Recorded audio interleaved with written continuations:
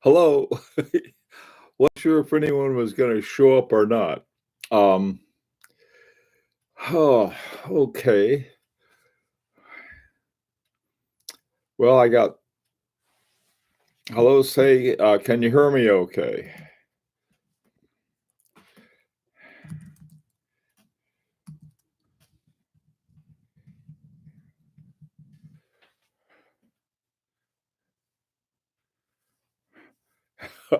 hey, hey, Clive. Looks like you and me are the only ones that made it. A couple other ones. This is things are going. Hey, how is your is that your H Moser? How's that? Hey, Jeffrey, there you are. Yes, good. I'm glad you made it, Jeff. I was asking, is the sound okay and the picture okay? The internet seems to have been really sort of goofed around a little, so just want to check. Jeffrey is okay in from here to Shanghai. Oh, good. Okay, great. Well, um, I got a email. My wife did too from Zaza Lakutra yesterday, saying that they've stopped production for the time being. And hey, hey, no idea. How you doing, Stefan? Right? Is that right? No idea. Anyway, so is it? I thought, well, we'll try it at this time, see how it goes. I guess people were more used to the one in the afternoon, but that's okay. Okay, well, I guess the exactly. All fine here. Good. Yeah, today is supposed to be up to 70 degrees, which Fahrenheit, which for us, that'll bake up some of the virus and destroy it. But all we got right now is rain, so that doesn't help too much. So I don't know. Hey, Abdul. Um, yeah, everyone's healthy. That's one thing. Knock on wood, that very healthy so far.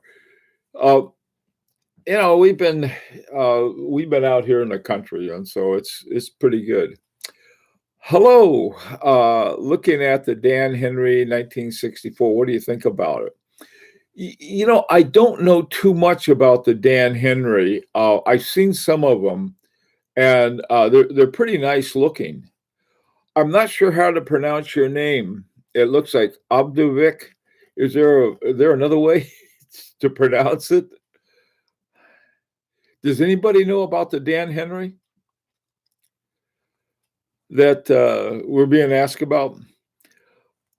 Another thing I got yesterday, I got an email from a publicist in New York, and she was asking about Tutima.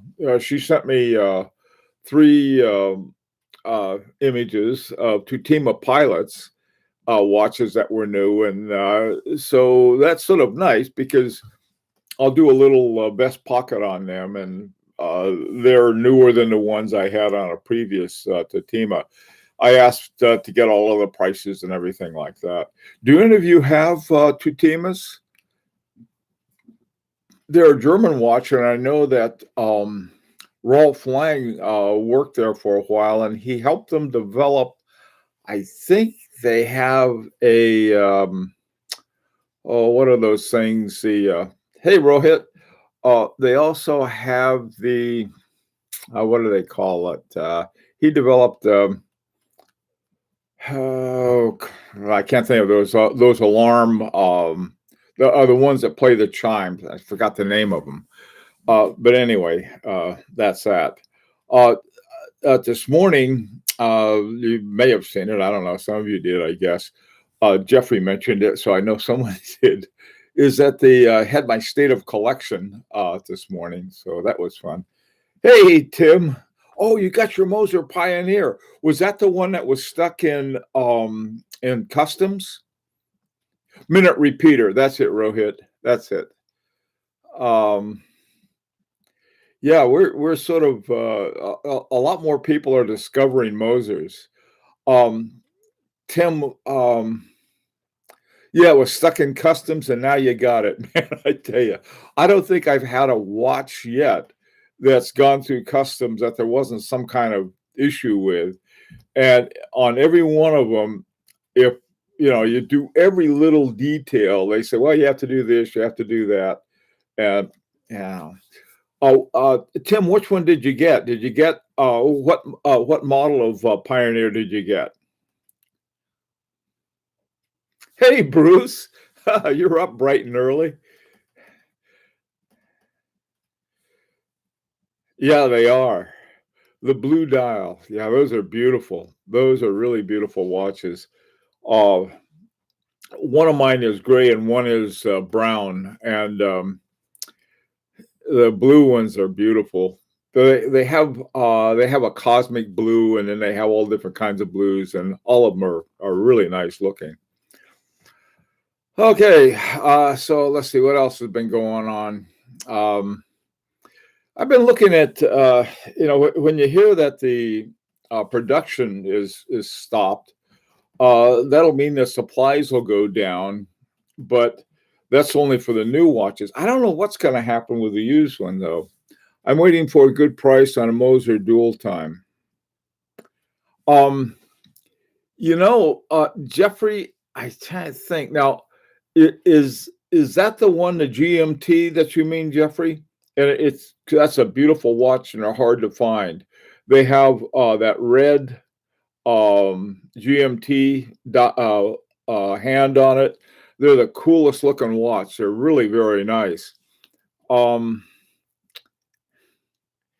let's see what else. Oh yeah, yesterday I put up a thing on I put up a note on the High Horology Lounge, and it was a Moser with a movable bezel, and I said it was sort of like putting overalls on James Bond, and got a lot of reactions, basically telling me they thought it was one of the coolest Mosers they've seen. So what do I know? The more I look at it, the more I like it. Though it's one of those unusual watches. Um, the usual suspects, yeah. Actually, with the red hand that can be hidden under the hour hand. Yeah, that's the one, Jeffrey. Those are so cool. I haven't, I was looking for one the other day and couldn't find one. I, and some of the other ones, they sort of went down to a certain level and stopped. Like, okay, we're low enough now. And in terms of resale value, people, they talk a lot about that, especially one with, Jimbo Bond. The talking about resale value, you get a Moser at one of these really good prices, you can sell it for that same really good price, and so it's or any watch you get, you can, if you like a new one that the price has dropped, or you can get it for a good price, you can get the good price back if you plan to sell it. At least that's been my experience. Sometimes you can get a lot more than that. So I don't know. Right today, I've got on my FP Journe Chronomet Souverain on the video I did on the state of the collection. That was the big thing for me today. Hey, Chris. The I couldn't think of horn lugs that I had, and then I called my resonance a Chronomet Souverain, which it isn't. So I got that squared away. I recently got my first Rolex from an AD here, Oyster Perpetual. You know what? Um, I like the Oyster Perpetual. It was the Oyster Perpetual was the one that Sir Hilary took up to the top of Mount Everest. I think he took a couple watches with him, but one he took was the Oyster Perpetual, and I thought that was sort of cool. I like the Oyster Perpetual for the same reasons, Rohit. It's it's just a nice watch, and you know, pretty cool watch, I think. Let's see, horn lugs, horn lugs. That's it. Yeah, that was what I couldn't think of. I, I ended up putting a picture of the Red Bull logo up there, horn lugs. Boom. But I tell you something, Clyde, you have the horn lugs on your Hebdo, don't you? On your Culpa head. I think they have them on that. Those are those great big lugs but they go around your wrist. You know, the ones that seem to do that really well are those swivel lugs that are on the swivel lugs that are on my Harry Winston. I've had that watch for years, and it was just recently that I noticed that I was doing something with it. I said, wait a minute, these lugs are swiveling. And the more I thought about it, no wonder that watch is so comfortable. I put the thing on and it looks, it's got those buck teeth on the top and the bottom that are supposed to be the columns from the Harry Winston boutique on Fifth Avenue. And so it looks as awkward one. Rohit, that's true. A quintessential Rolex. That's, and I don't know. I have funny taste in Rolex. The three I like the Air King. I like the Oyster Perpetual, and I like these are the ones they still make, and I like the Yachtmaster 2, the stainless steel one, and then I like the one they don't make anymore, and that's the Cellini Prince. What is the lug to lug on your Beauvais? How large does it wear? I've never seen one.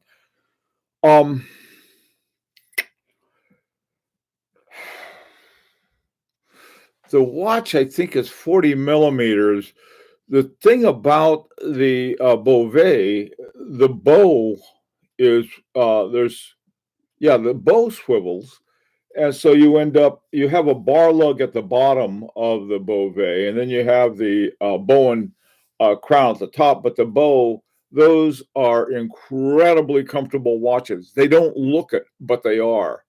It's just like on that Harry Winston with double buck teeth on that thing, stuff going all over the place. And then they just put the little swivels in and just make a great difference. Same thing with the horn lugs on the Parmigiani. So you have a lot of different ways that your watch will be really comfortable. This one you can see the lugs. Oops, I think you can see how the lugs sort of go down on that. So doesn't sound right, does it? Okay. Hey, Gilberto, how you doing, man? You made it. All right. Yep, didn't mind the crown on the Beauvais Fleurier when I tried one on either. Yeah, this is the thing. I think it was Richard Tevan. When I was looking at way back when they first came out, I don't know, 3, 4, 5 years ago, something like that. I was thinking, I'm going to get the regular one, the one with the, it's called, they have two of them, the 1930s, the Fleurier and the Demier. And I thought, I'm going to get the Demier because it has regular lugs and everything. And Richard said, if someone's going to get a watch like that, it doesn't make any sense to get a, plain vanilla. You might as well get the one that, and he was right. And that's what I did. And so I've always been grateful to Richard for that. Then he found this really great deal on a gold one and got it for himself, which is a smart thing to do. Gentlemen, please don't forget to give Bill and his, oh, thank you. My thumbs. Thanks, guys. All right, let's see. Great prices on Beauvais these days, but I'm reluctant to buy a watch I haven't seen on my wrist. Not me. I get most of my watches that way. I've never tried them on before. It's mainly over the internet is pretty much it. My biggest surprise was this Maurice Lacroix. And what surprised me the most wasn't wasn't so much the fit, but the quality was so good. And here's sort of a watch that's considered, you know, standard horology pretty much. But man, the quality of those things is sky high. Hi, Javier. How you doing, man? I just saw your state of the collection. It just keeps. Well, thank you. My wife got one of the best pieces. Someone was talking about that Dunhill I found, and it's 18 karat gold Dunhill. I didn't pay very much for it. I mean, at all. And I was so glad to find it. And it had these, the glass, what are they called? Faceted facets on the glass. It's the only watch I don't have it. I had it. My wife has it now. But that watch was, a real find. And all I was looking for was the 736 movement. And I'm still looking for those. I find them every now and then. And if they're at a really low price, I can get one. And so don't tell anybody about them. Oh, I got on my, this is my Chronomet Cervane, Bruce. This is Francois Paul Friday. Okay, so let me see. Have you guys heard from any of the watch companies telling you anything that they're doing? I know that Rolex said they're closing, and I mentioned we got an email the other day. So, it's a kind of thing. Have you heard something from them? Anybody get like an email or I know they've had some articles in different places, but I was just wondering if anybody got an email, because I've been getting some, and man, I tell you, I don't know, the economy. There was this one guy, this Republican who was the chairman, I think, of the Intelligence Committee or something like that, some senator. And he went and sold his stock, and then told everybody not to worry about it. And right after he sold the stock market tumbled, and now they don't believe him. But he said, "Oh, but I told you it was going to be trouble after that." Thing of it was, I think that given the scope of it, people should have known something was going to happen. I'm just leaving it there, hoping it comes back, and it usually does long term. What happened? I haven't had the chance yet to, okay.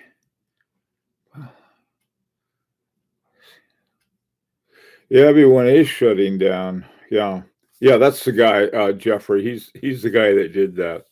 There are some other ones who did too. Hi, Johnny. How you doing? Maurice Lacroix is superb, high quality at a decent price. I was speaking to somebody who used to work for them. Quality is high, underrated. Their chronograph is beautiful. Yeah. Here's the thing about them, and this is why I would like to grab their marketing guy and like that. Here's what happened.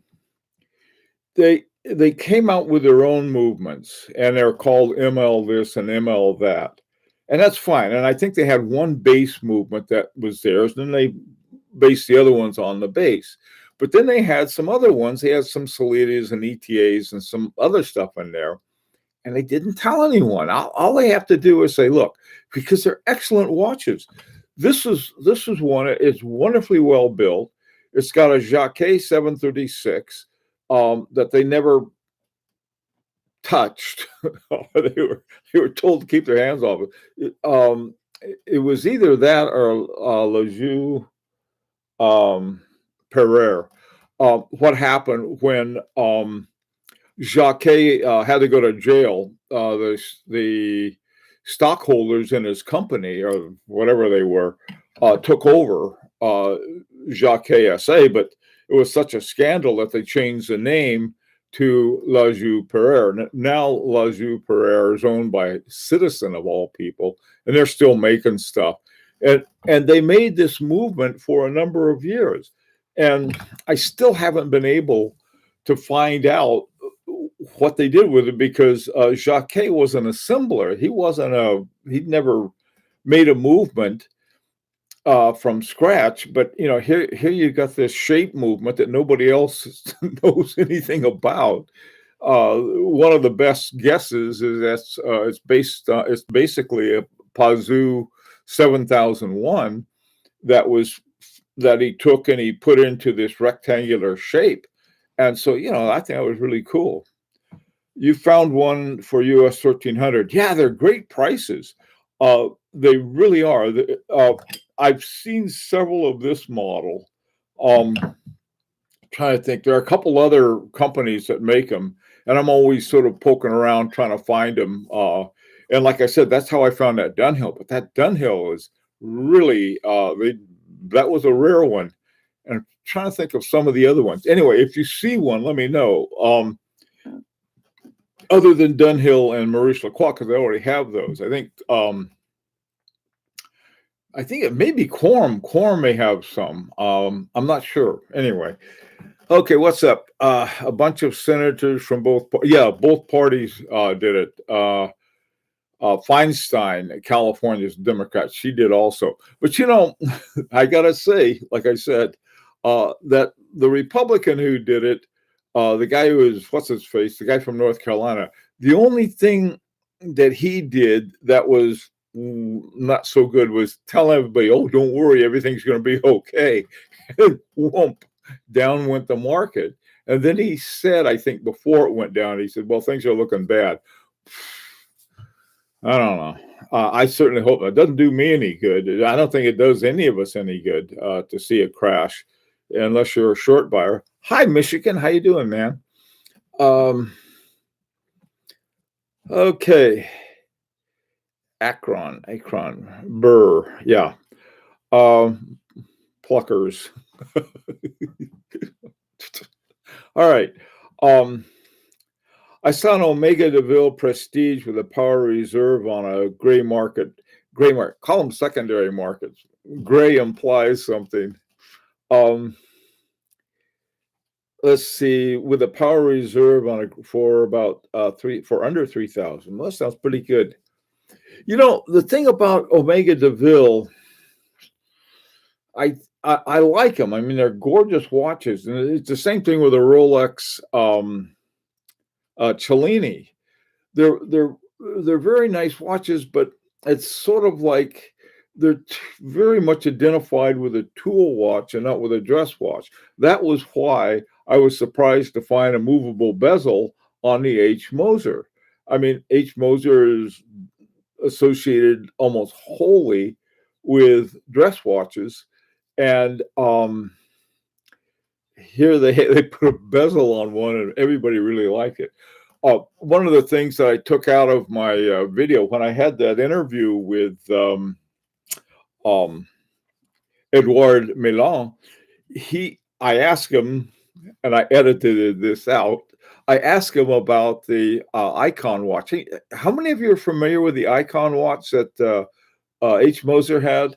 It was one of the greatest, funniest things I'd ever seen. What Moser did a few years ago, and people went nuts about it. And by people, I mean the other watch companies, and not in a good way. They went nuts. What he took every stereotypical element that they put in watches and put it all together in what he called the Icon watch. And he had things from Rolex, from Panerai. Parmigiano didn't get put in there, but Panerai did. And Omega. And in other words, the ones that are really popular. I think he probably had Breitling and some other things, but this watch was this incredible watch. And it was, I don't know, I guess it would be considered pretty ugly, but it was so remarkable. And so he had out that he was giving everybody a hard time at the SIHH about it, like, ha, ha, ha, look what I did. And they got so mad at him that they made him take it, destroy it. And I asked him, I said, just in case those go into production someday, I'd like to be on the list to get one. And he said, a lot of people said the same thing, told him the same thing.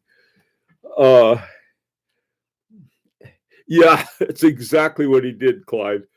Um, HMC Schaffhausen. That made me laugh. Yeah.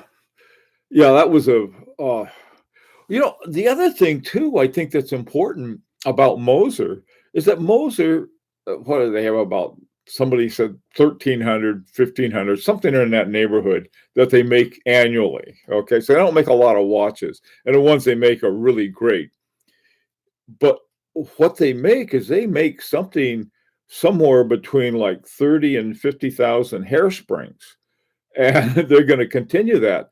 Where do those go? Well, they can't they can't say under contractually they can't say, oh well, we sold it to X, Y, and Z because I think every independent uses those hairsprings because they're so good.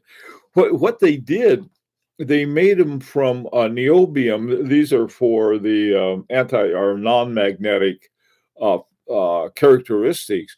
They made them from niobium and titanium. Okay, so they're really good ones.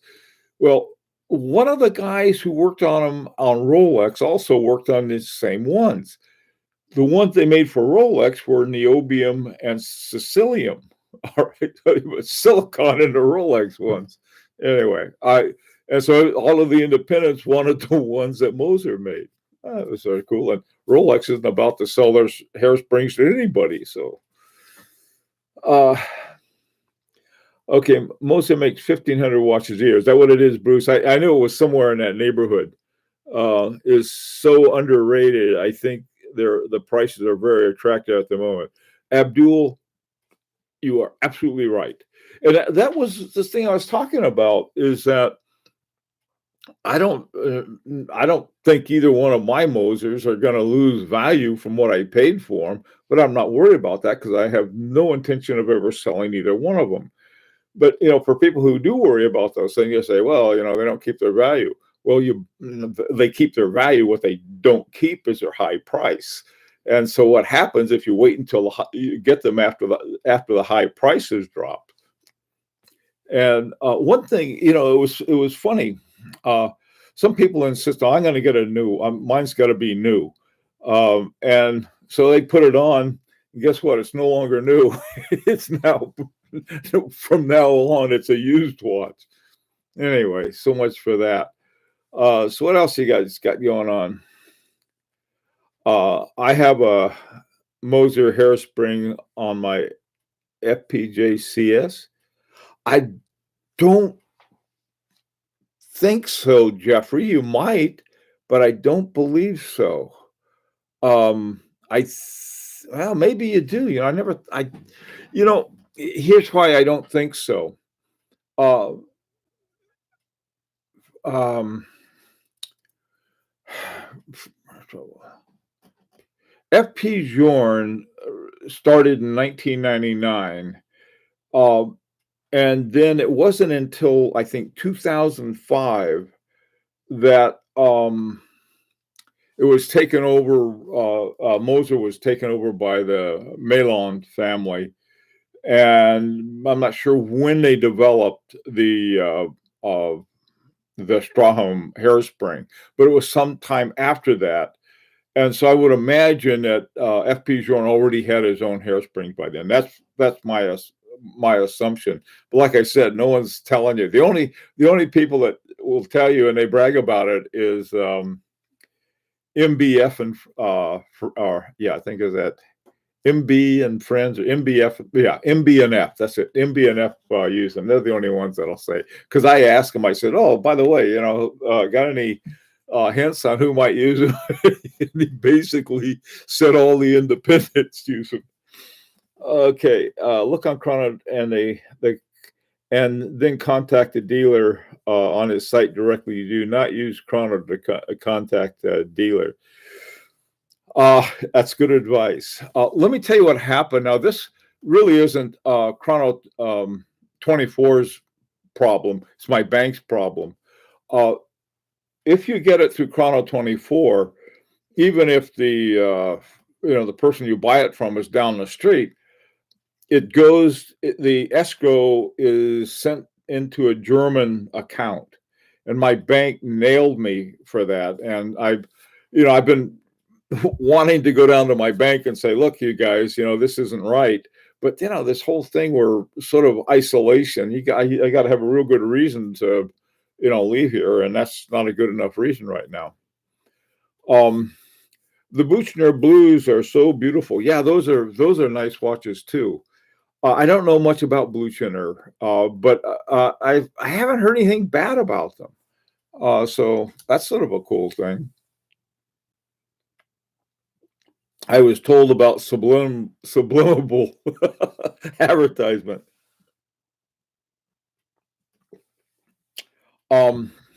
Yeah, what you do, you go to and don't contact anybody through Chrono 24. Okay, like don't go there and then contact the person and say, I'll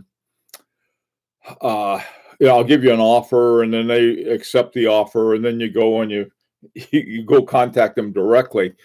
Because they're going to get charged by Chrono 24.